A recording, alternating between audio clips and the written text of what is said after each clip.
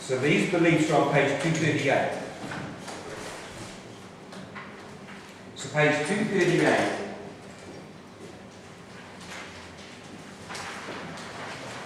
So what you can do easily to work out what your inner world happening is to go and say, what do I feel when my partner gets bothered with me? Do I feel I'm not good enough? Do I feel I'm inadequate? Do I feel I'm not wanted? Do I feel unimportant? Because that triggers your pattern. You don't need to sit on Freud's couch to find it. You can just simply notice what goes on inside. Now don't worry about that. We'll go over this many times during this course, so you do not need to worry about missing anything now. What I want you to focus on is the page where you're writing about your attachment style and your partner's. Okay. There are always ways in which we edit, minimize, or desperately maximize our own knowing. That's because we tend not to be comfortable just knowing it, so we can diminish it, we can explode and force it on people. All of that is because we're not comfortable being who we are and saying what we want in an empowered, comfortable, appropriate way. So we either tend in relationship to go disempowered or become over-empowered, or a combination. When we're throwing our weight around or disappearing into a hole, neither of those are in an empowered place. The only way in which two different senses of self can live together is through mutual empowerment, with quality listening being used to negotiate the middle ground.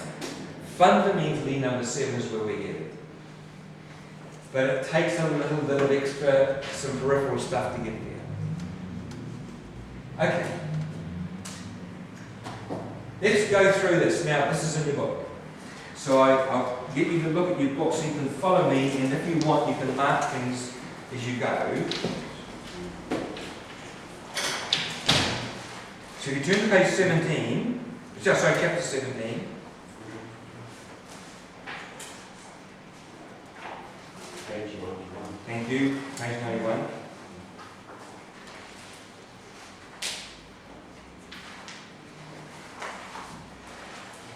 You'll see at the bottom of the page there, secure attachment style, Roman numerals number 1 and 2. Now, there's an equivalent for every attachment style. So even though there's quite a lot of talk about each attachment style and how it operates, we're going to jump a little bit of the book. So what you can do, the reason I got you to look at it in the book, page 91, right at the bottom. We've got a different book. Aha. Okay. Do I come with that way up? Yes, it's visual names.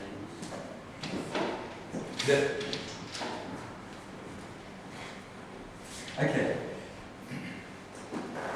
And actually the little bit that I'm adding now wasn't in your book. It's been added since. The reason I want you to go follow me in the book is because I want you to mark in the book what you think you are, or what you think your partner is. Because the Roman numerals pieces of this chapter are based on a conflict interaction. So this is what happens in a conflict interaction. So if you're secure attached, you will react minimally. You will not withdraw or fly for handle. You have enough insight and self-management of your emotions to remain engaged during conflict.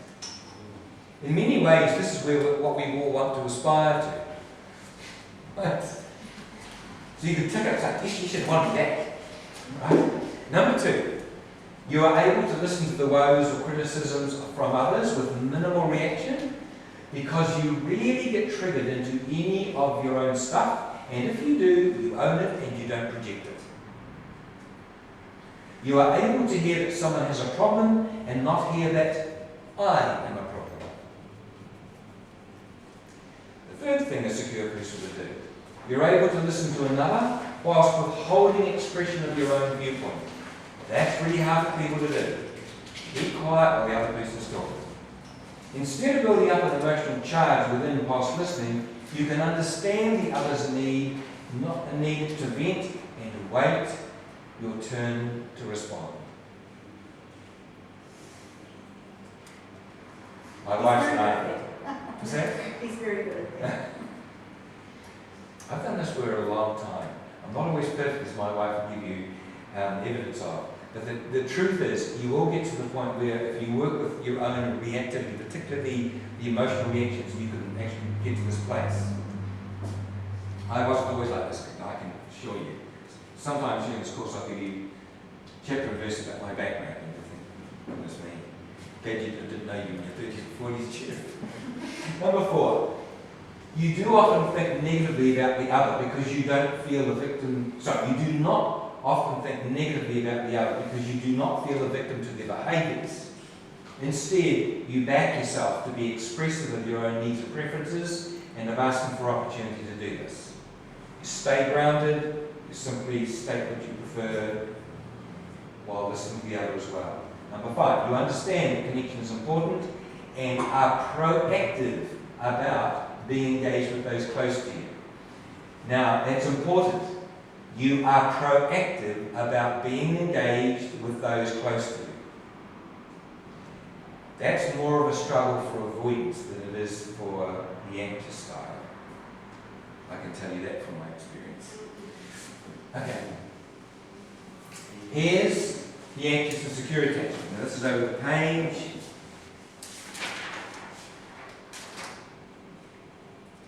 Basically, at the top of page 93.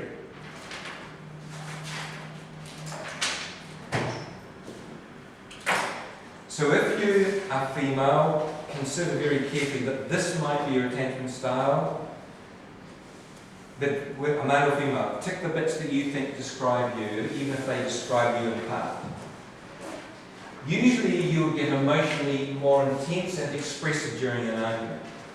Common emotions felt during conflict may include hurt, anxiety, or feelings of disempowerment, but these are unlikely to be expressed. Instead, those emotions can quickly escalate to frustration, anger, and/or shouting, in many cases, which is more likely to get expressed. So you're more likely to get ramped up into those emotions. Number 2, you're unlikely to naturally and easily argue logically, but may attempt to do so drawn into what appears to be a reasonable debate. Doing this really helps you, very rarely, because it is your emotions that you usually want to have heard and understood. Some people with this attachment style do not know they have emotions they want to be expressed, but there's virtually, I've never known an anxious and secure person who really wasn't wanting their emotions to be understood and heard. Number 3, you may frequently feel unheard, misunderstood, not understood at all, unacknowledged or deprioritized when your partner argues. You may easily feel wrong, bad, or at fault, and in general are at risk of thinking negatively about yourself. Yes, you might think negatively about the other, but it's the fact you can think negatively about yourself that's crucial, because that is a disempowerment pattern. It's basically shooting yourself in the foot. Terrible thing to do, but the anxious style does that, the avoidant style hardly ever does that.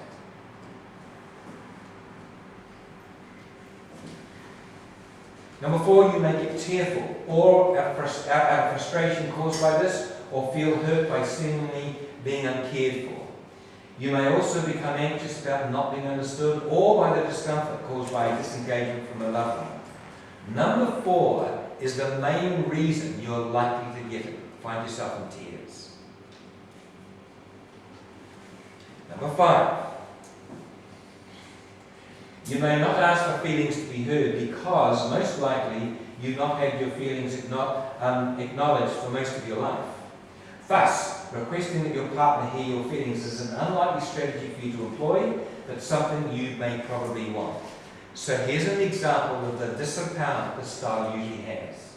They don't speak up for their needs to be met, or give up on it.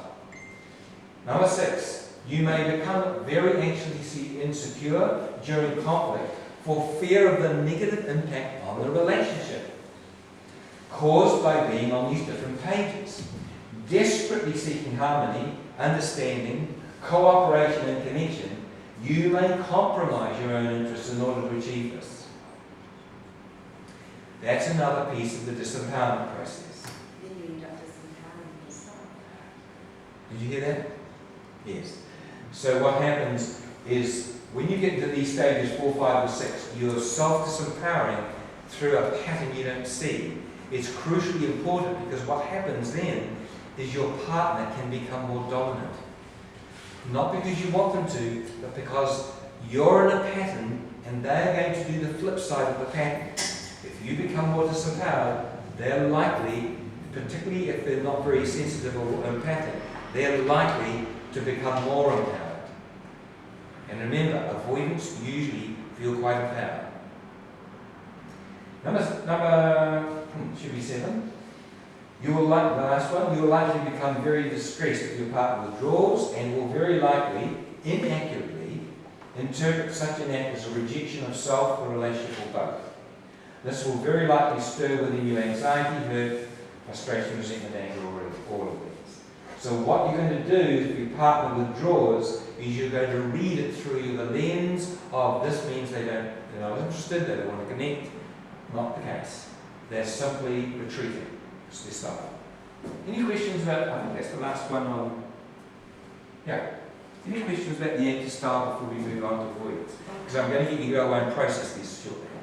I would just say that in the last one, there's the fear of not being loved because the connection has been so severed. Okay, Through good. disagreement. So Right. the aim, so you become quite, as being anxious and secure, you become quite fearful that you can't feel the love, so therefore the interpretation is that they no longer love you. Okay. Where really what's happening is that they're retreating in order to take care of themselves.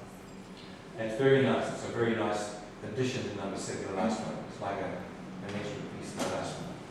Well, how do you know if they're actually retreating because they're avoidant or whether they're retreating because they actually do not feel value? That's a good question. It's a very good question. What would the answer be to that? Whether they come back or not. If they come back or not. Yes, but in the meantime, they'll be personally really highly anxious because, you know, they're not there at the moment, so, and they're withdrawn. So they won't feel very patient. They won't want to wait to see when they come back. They'll be just really used to tuning. So because you'll be interpreting what's happening through your own lens.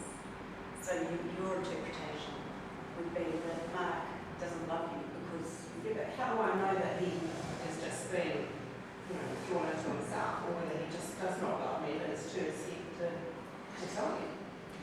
Before we get into avoidance, can I tell you something about avoidance? They don't tend to turn on their heels that quickly. They don't tend to just turn the love off. Because their love of avoidance is more consistent, but the trouble is you often don't know because they're not expressive of it.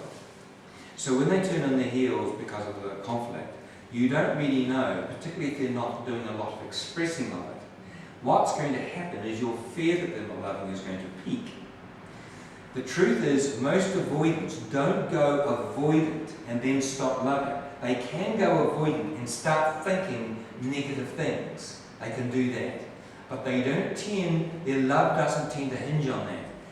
Unless they go into resentment. And if the resentment builds, that can be a problem. Generally speaking, the way out of it is to try and engage even when they're leaving. Can we talk when you're feeling better, or can we talk again later? You see, the good listening gets over this problem because you don't have it happening. So the good listening means you connect rather than disappearing. You talk about it, and that puts you at ease because you now see what's really going on in it instead of guessing. It's a very good point.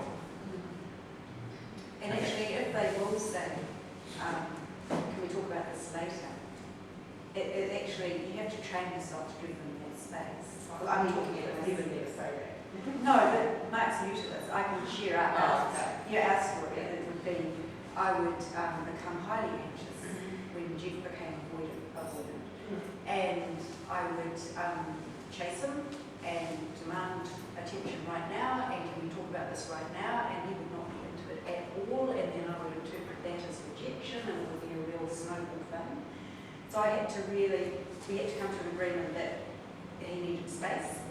And then I had to really sit with the discomfort of that, having that space, because it would feel really, really uncomfortable for me because my anxiety levels would be so high. So I had to really work with my own anxiety. I don't know if that's Very good. helpful. So what Lucy's just done, she's described the interactive pattern.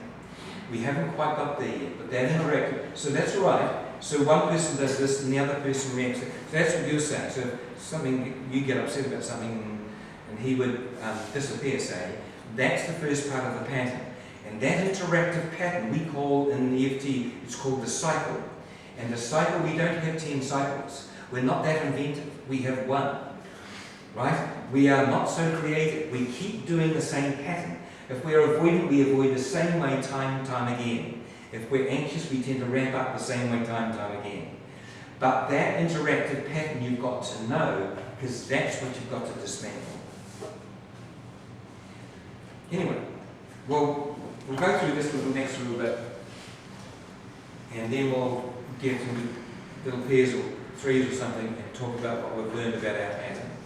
So warm up to the fact that I'm going to ask you to get into groups with your own attention style and share how you think you do it. Your own style. Okay, avoidance. So, you can avoid, you will tend to withdraw from conflict, you possibly go quiet, leave the room, or withdraw further to the shed, the pub, or other solitary venue. You may keep this up for an hour or two, or even for a day or two. I've known people to do this for 2 weeks. Not a nice place for the pub. But it's understandable because this guy, mostly likely guy, does not see what to do. And that's really upsetting for guys, is they cannot see how to do how to solve the problem. Okay, number 2. You will usually slip away and think negatively and often intensely about the person who is perceived the cause of the conflict, which is really perceived as yourself. You may have a tendency to think confidently about yourself because you're empowered. Most avoidants are empowered. Think confidently about yourself and your own behaviour, but negatively about your partner's behaviour when there's conflict. This behaviour is entirely illegible. Right. In other words, you're really on equal playing fields, but avoidants think they're a little bit better because they tend to empower themselves. It's slightly superior. I think my wife's pretty feelings on the shield. Okay, number 3. You tend to find emotional intensity, your own or others, stressful. And you may even withdraw from a raised emotional voice or a sharp tone. You may look down on the emotional person for not being better controlled or managed, and frequently this happens. And you'll usually repress your own emotions in the early phase of an argument. So avoidance will tend, the anxious type will get angry quite quickly, the avoidance will get angry belatedly. They'll try and withdraw, they may come up with a few solutions for their partner to consider. If that doesn't work, they'll think this is going to custard, I'm out of here, and then they might get angry. So that's sort of the pattern in number 3. The crucial thing is they don't tend to know what they're feeling, and they don't tend to know if they completely numb down their feelings, which means it makes it more explosive. Initially, you may feel irritated, defensive, or frustrated by the conflict, but once thinking that the drama is unnecessary or over the top or an ill-disciplined rant or unfairly critical, you may then get angry or even abusive, even if feeling cornered, especially if feeling cornered, criticised, or attacked. Now, most avoidants will feel criticised or attacked because their shame generates it. So if I said to Ian, the trouble is, you're just a dipstick because of what he says to me, right? And he hears that as criticism rather than Jeff's got a problem. If he's a standard avoidant, his shame is likely to trigger something. And he'll hear Jeff being critical. He would hear Jeff being critical even if he said, I think, Ian, that might be something that you need to consider, not me to consider. He can still hear that as criticism. So avoidance can hear almost anything as criticism. Number 5, rarely are you able to talk about how you're feeling or able to attune empathise, recognise, or reflect the feelings of another during an argument. You might be able to do it if you stay calm, but during an argument, unlikely. So even when you're aware that your partner may be upset, you are unlikely to invite a discussion about their feelings. That's something you have to learn, because their feelings are so important, but you're unlikely to naturally even consider that, because you don't even probably know that they operate emotionally. Or that you don't. Number 6, you may tend to argue logically or resort to reason, maybe endeavouring to get the partner to do likewise. Often you may argue that your viewpoint is right, factually correct, or is what happened or will happen.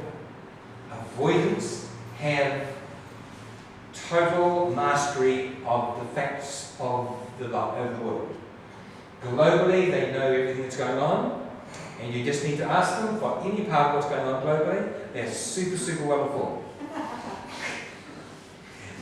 So, and the fact that they're confident and they're very empowered makes that challenging to challenge. But their main source is the media, and you can't trust that. So, You can't trust. So even the interaction that Ian and I talked about, there are many viewpoints of that. There are many ways you'd see that. But avoidance will back their own viewpoint. Number 7, your partner may tell you that you're behaving as if superior, dominating, bossy, or patronising when the disagreement persists. You may override the emotions being expressed by a partner with the way you see the situation, which is far superior. Okay.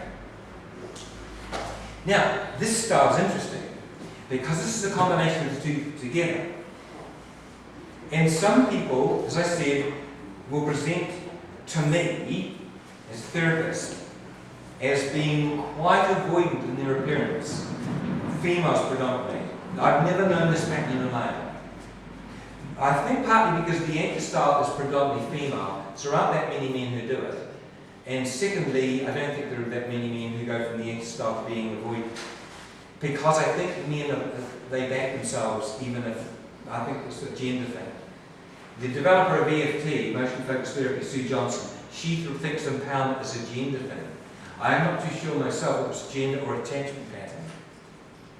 Interesting. So, well, what will happen with couples where the person is naturally the anchor style, they'll eventually often give up on the conflict because it's pointless. So, you'll have a mixture of anxious and avoidant conflict responses, and the balance of what plays out the most depends on whether the anxious side or the avoidant side predominates. So that's when the anxious style gives up. Yes. Right. Or may try for a bit, then give up. Right, because they know that it needs, or they're not going to be met, or they're not going to be heard. Yes. Because they're going to be logic out of their perspective. That's right, or they're going to be problem solved out. Yes, So- problems are there. Number 2, basically, you prefer to prioritise connection. And so you'll be unhappy at least, or very anxious at worst, when conflict derails the love, support and caring you most seek. So it's difficult for the person with this style because they really want connection. So to give it up is a big deal. And when they start giving up that connection, that's really a serious issue. Because they're really saying, they're sort of saying, I'm out of here. They may not have left, but they're sort of saying, this is done. I can't engage here. So it's a serious place to get to. Thirdly, if you've learned to pull away when arguments reach a certain degree of intensity, then there's a part within you that gives up hope that a calm engagement will be possible. You've probably given up hope also that you and your partner can get on anymore. This will take quite a toll on how you now view your relationship in general. So, if you've grown up avoidant because as a child you learned to withdraw from arguments, you may not be disconnected from the part of self that craves secure connection. In other words, you can present more avoidantly if this happened in childhood. Thus, you may behave like a standard avoidant. However, a strong desire for a safe and secure connection with your partner eats away inside you like a slumbering, grieving inner child that feels bereft of better connection with someone who cares. And I can usually pick these people when they come, women of course, because I can see they really want a connection. A standard avoidant wouldn't present quite that way. 5. The avoidant behaviour of pulling away, closing down or distancing self never feels quite right for you. However, the absence of any insight as to what can be done differently and safely keeps you stuck in an unsatisfactory pattern that over time breeds a sense of hopeless resignation or impatient intolerance of the status quo and eventually resentment. So, Does that style allow you to come to priest? that's another track. Okay, It is true. yeah. That is true. However, this, Stay on paper. you can see that some of these patterns build into anxiety and depressive patterns. Let's not go there. It's weak more to do that. So lastly, you may every now and then burst out angry, disconnected, unsafe or unfair state of affairs, and indeed may once have often responded this way all the time. Eventually, though, you are unlikely to give up trying to engage constructively. Okay. Yes, Mark. Sorry. Personally, I see myself as an insecure, anxious avoidant. Is there such a thing? Yeah. Because I feel insecure because of some of the shame which has been brought To the surface? Well, way back as a child. Yes. But the anxious and avoidant I recognise as well. With that. Okay. You might be the first person I've known who's got that style. Maybe the first male with that style. Look, at the end of the thing about the anxious person is they behave very anxiously if the connection isn't working. That's the key factor. They get extremely anxious, and they get anxious often and quickly. That really defines them. If you get a bit upset later on that your connection with your partner isn't so good, I would say that's the avoidant part saying, oh, this isn't so good. Because the avoidant is anxious as well. Yeah, that's Yes. what I'm trying to get to. Is Yes. being insecure because you're anxious. Yeah. Does that make sense? Yes.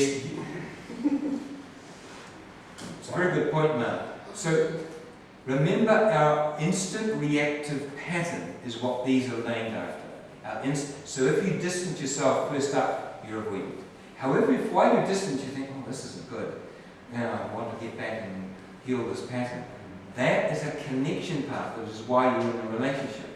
I wouldn't call that I would call that being anxious to reconnect and sort the relationship, but I wouldn't call that person the anxious, insecure style.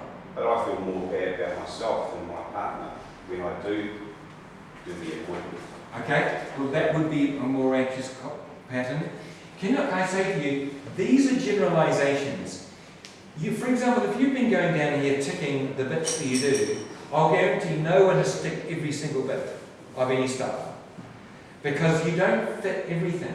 And in the book, when I give people the book, I say, look, read your style. You're probably going to be, on average, about 30% of what I've written about your style. But there are many little variations. So it's great now that you're aware of your variation, because then you can work with it. It doesn't really matter what it's called or anything else. That's the crucial thing. These are just names for patterns. Okay, I'm going to get you to do a wee bit of processing before we then uncover. Any questions before we do that? These are good questions, they're great questions. Here's what I'd like you to do when you go off and process. I would like you to go with someone who's your style. Can we have people who think they're the anxious style, please put their hands up. They think they're the anxious style. Okay, so could you... More this one? I'll come to this, it's different. Just anxious, again. 1, 2, that's all? 3, okay. So if you guys could go together, that would be great, just 3 of you. How many people think they're the avoidant style? So we go. 3, 4. So if the avoidance could create a couple of groups. What I want you to, and the last, this style here, how many we got with this style? Oh, okay. One, two, three. Okay, so you guys go together. Here's what I'd like you to do. Yes? I'm just curious because you've got other things that are drivers for people and how they avoid and what they do when they're anxious. So I'm thinking about clients that we see, our friends, family members, that may be in compulsive addictive patterns. So they might use, say, booze or DAP, for example, because they're feeling anxious, but also then that kind of stabilises kind of avoidance as well, because you kind of withdraw, you're not able to communicate, you kind of got that buffer of a substance, for example, or, is that, how are you kind of factoring that stuff in? Because I'm interested. I would like you to just go with what feels closest of what we've described.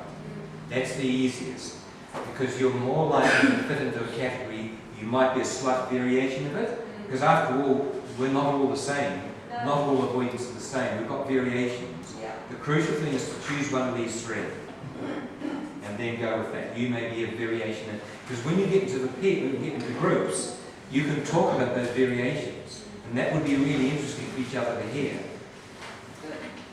Okay, thank you.